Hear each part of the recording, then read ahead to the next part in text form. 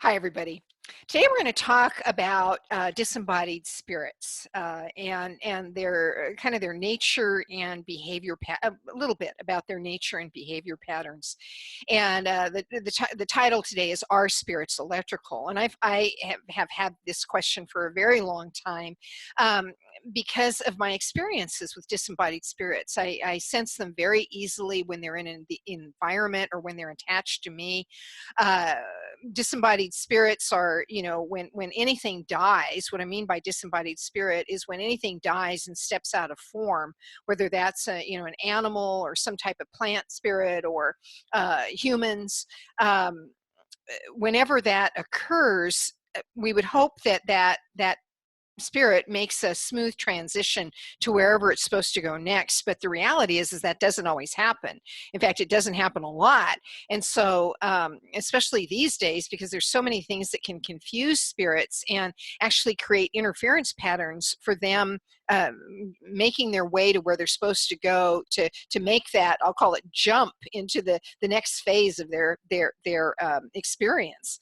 Um, but there's a lot of spirits on the loose today, and so it's very easy for us to end up with attachments or end up with them in our space. So who cares about that? Do we need to care about that? Well, kind of, because spirit attachments, especially if they attach to you or attach to your pets, can create some pretty uncomfortable symptoms.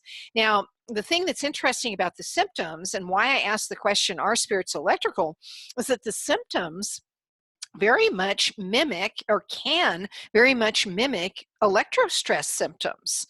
If you have been increasing your knowledge about some of the common symptoms with overexposure to electromagnetic fields, anything from exposure to strong electric fields, magnetic fields, dirty electricity, radio frequency activity like Wi-Fi, like cell phone activity, cell phone mass, that microwave mass, that type of thing. All those man-made electromagnetic situations, if you get overexposed, can ultimately lead to what are becoming a common list of symptoms: headaches, muscle fatigue, general fatigue, memory problems, irritability might be one, burning skin might be one, and there are many more. Um, Body pains, just out of nowhere, body pains can be an electrostress symptom. Well, interestingly, as it turns out, that whole list of things, in fact, the entire list of electrostress symptoms that you'll read on anybody's website or in any book by authors who are publishing information on this topic of electrostress, as it turns out, spirit attachments can create all those same symptoms or combinations of those same symptoms. So the message here is that when you suspect that you might have electromagnetic you might be reacting to electromagnetic exposures in your environment. Maybe you've gone beyond suspicion and you've actually purchased appropriate meters to measure what's going on in your environment, and you measure there are really strong electric fields, or there's really strong dirty electricity, or there's really strong radio frequency stuff passing through your space. It could be true that those energies are causing your symptoms. In fact, it probably is true that those energies are causing, those man-made electromagnetic energies are causing the symptoms that you're having, or at least part of the symptoms you're having. But it could be that actually there's disembodied spirits in your space, and now you've got attachments, and they could be causing those symptoms, or you could have a combination of things going on. So if you misdiagnose what's going on, you'll treat the man-made electromagnetic stuff and you'll still have symptoms, and you'll think, well, gosh, I either didn't do it right or whatever. And well, actually you might have done it perfectly fine, but you've got this spirit thing going on and you didn't even realize or know that you should be checking for that. It's not uncommon. In fact, it's more common than not for disembodied spirits to end up in environments where there are significantly high, especially electric fields. When spirits are on the loose, they're seeking, in most cases, literally the light that you hear about. When people report their near-death experiences and they report that they see this light and they know they're supposed to go towards that light, well, spirits are on autopilot for the most part. When they die, when beings step out of form, they on autopilot seek literally this light. It's called a spirit track, and it helps the process of making a transition to wherever it is that we or other spirits are supposed to go when we step out of form. Well, as it happens, electromagnetic equipment, or things that create, especially things that create devices, objects that create strong, really strong electric fields, that electrical energy is seen by spirits as is almost identical to the light that they're supposed to be finding. And so they can literally get off track and not go to the appropriate light because they get confused by the light that's being emitted by the electrical transformer in your neighborhood. So there's that electrical aspect. So the spirits, and I'll back up a little bit, it also douses that spirits, I can't prove it, but it douses that spirits have this subtle electromagnetic component to them, to their makeup. So it douses that they have that. It feels like that to me and to many clients that I've worked with over the years, where when they've come to the table, they might have what today we identify as classic electrostress symptoms. But what I'm detecting when they come to the meeting is that what they've got going on, this is past cases, they may have electromagnetic problems, but how many hundreds and hundreds and hundreds of times have I found clients who what they had going on was spirit attachments, and spirit attachments were generating both in me and in other people symptoms that mimic electrostress responses. So again, that has made me suspicious all these years about an electromagnetic component to this whole spirit thing. Then there's this whole aspect of spirits being very attracted to electromagnetic equipment, especially equipment that's got strong electric fields. So we've got all this going on. Now, the lesson here is that, number one, it would behoove you to do find out if you've got strong electric fields, especially in your environment. I can tell you right now that if you have a smartphone and that phone is on, whenever that phone is on, right there in your hand is a strong electric field, right there. Very often, spirits will swarm. If you come across an area where there are a lot of spirits, you can end up with a swarm of spirits around your smartphone. Electrical transformers in the neighborhood, I already mentioned. Electrical panels on a house where the circuit breaker box is. Those would be common things. Extension cords create really strong electric fields. Transformers of all varieties, like those little black boxes on your computer charging plug, that creates a very strong electric field. So it's not uncommon to find spirits attached to that. The problem with spirit attachments, it's a problem certainly for the spirits because they get then stuck and they can't make their way to a spirit track. But the problem for you is that if too many spirits get attached to an electrical object in your space, in your living environment or your office environment, ultimately what can happen is the very subtle energetic matrix of the object can begin to get breaks in it, can begin to decay.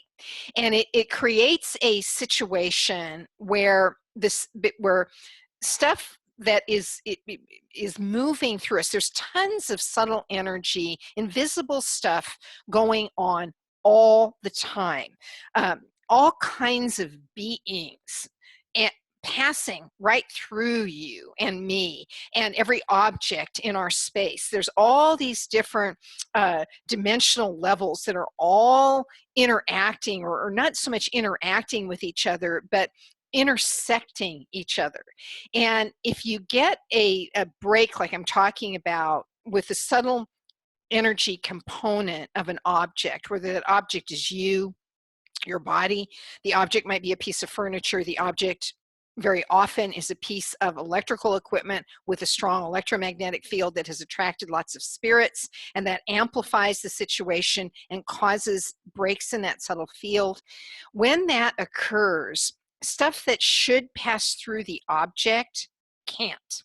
And it's almost like potholes in a highway, and stuff that should move right through us or right through the object gets stuck. And ultimately, it creates a very toxic, I call them just mini negative and sometimes massively big negative vortex situations. And they are very unhealthy. It will attract and hold everything from negative thought forms to more and more spirits, all kinds of problematic energies that can lead to a very unhealthy situation.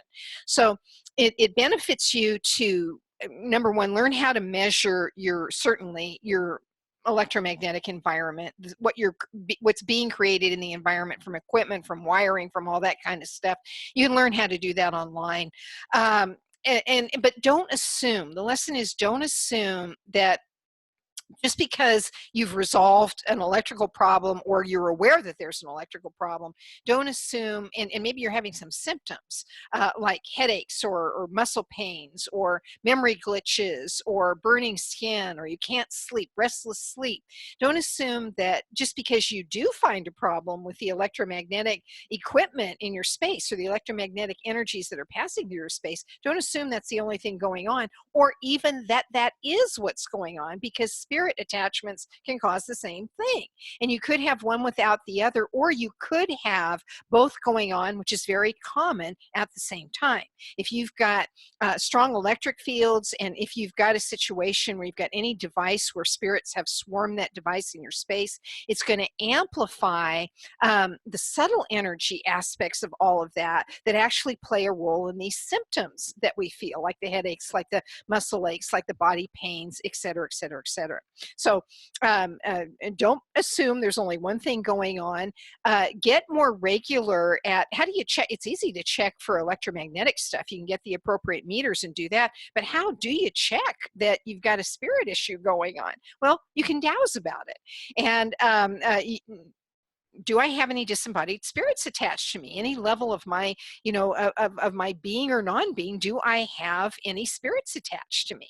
And if you get a yes, well, then you want to take steps to clear those off. Now, this is a kind of a big subject, and a simple short YouTube video isn't the appropriate place to do intensive training on that, but I can tell you there's a few simple things you can do that will work in most cases, and that is smudge yourself regularly. Even if you don't know whether there are spirits or not, do regular smudging. It can be very, very helpful. Salt baths can be very, very helpful in clearing spirits, and simple blessings. Do a douse or muscle test. Do I have any disembodied spirits attached to me? And then just with intention, please bless these spirits. Light a candle. Lighting candles can be very effective.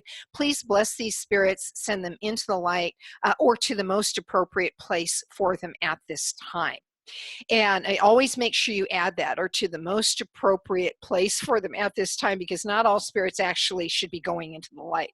So anyway, that's a whole other subject, but most appropriate place for them at this time, and get into a regular routine of that. Now, I've got another YouTube video called Is My Cell Phone Haunted? That will talk very specifically about cell phones, smartphones, and what happens there with that energetic break. And I give you some good tips in that video on how to clean the smartphone, and how to patch up the breaks that can occur, the subtle energy breaks that can occur, especially in those devices.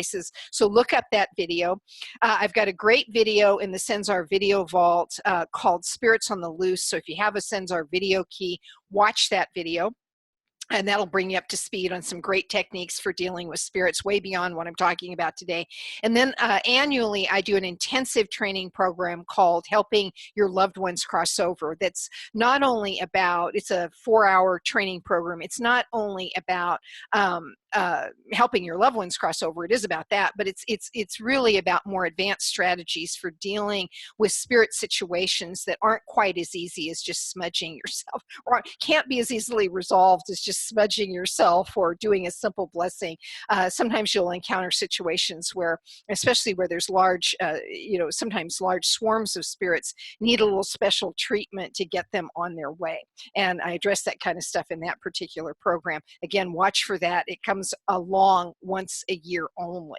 So those are my tips for today. Are spirits electrical? I can't prove it, but I douse that, yeah, there's this electromagnetic component of some sort. They certainly feel like electrical things or electrical energies of some sort when they get attached to us.